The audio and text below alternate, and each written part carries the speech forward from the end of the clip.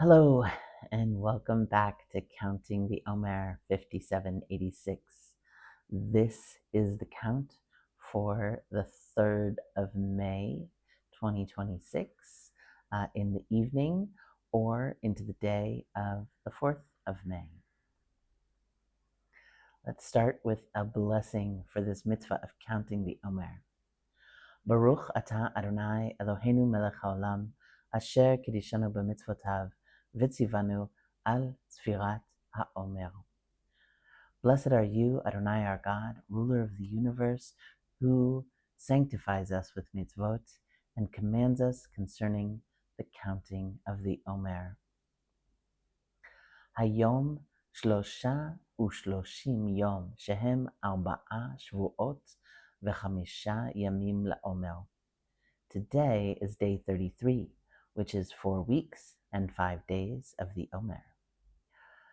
Nahel hod shebehod, Elohim. Lead splendor within splendor, O God. All right, before we dig into studying about this day in the counting of the Omer, let's say a little blessing for Torah study. Baruch atah Adonai Eloheinu melech haolam asher kedishanu b'mitzvotav v'tzivanu le'asok b'divrei Torah. Blessed are you, Adonai our God, sovereign of the universe, who makes us holy through mitzvot and who commanded us to busy ourselves with words of Torah. We are in the 5th week of the counting of the Omer, which corresponds to Hod, splendor. We've also talked about other aspects of Hod, the acknowledgement, the gratitude, the echo. This is the 5th day of the week, which also corresponds to Hod. This day is called Lag BaOmer. So first of all, why is it called Lag BaOmer? In Hebrew numerals, we use letters for numbers. So Lamed here is the number 30, and Gimel is the number 3.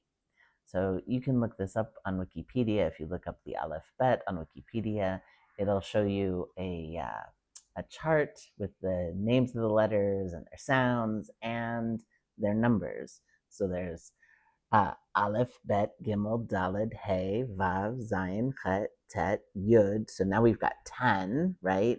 And then Kaf is 20, Lamed is 30, Mem is 40, etc. And then after we get to 90, then it's 100, 200, 300, etc. So 33 BaOmer is Lag BaOmer. The period of the Omer is a time of semi-mourning, when weddings and other celebrations are forbidden, and as a sign of grief, observant Jews do not cut their hair or shave their beards. The Talmud tells us that during this season, a plague killed thousands of Rabbi Akiva's students because they did not treat one another respectfully.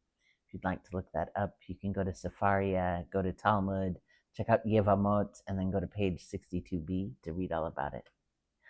In reality, the plague may actually have been a euphemism for the Bar Kokhba rebellion, which was a rebellion against Roman occupation that kind of went disastrously.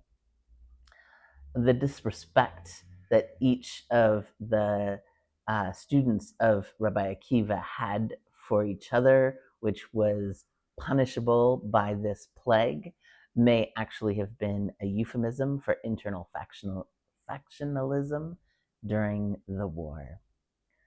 On the 33rd day of the Omer, there was a pause in the plague, or possibly in the disasters befalling the rebellion. One tradition says that on this day there was actually a great victorious battle that, at least for a time, turned the tides of the rebellion and made it seem that the rebellion was going to be successful. And so as a result of that, this is a holiday of rejoicing.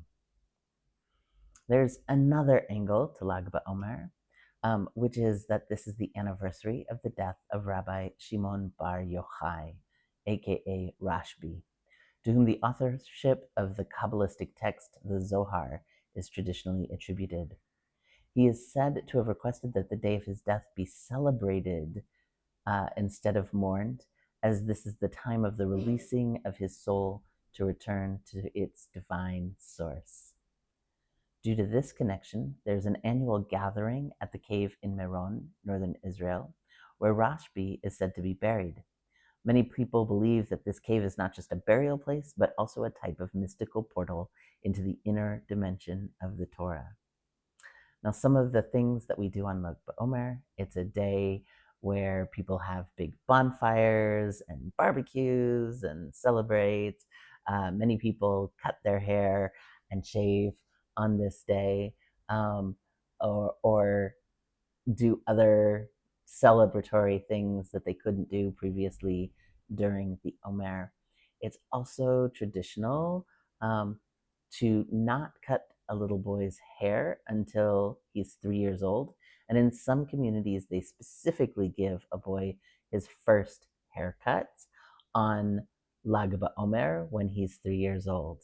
And after a little boy's hair gets cut, then that's when his formal education is to begin, so he can start to learn his letters and his numbers.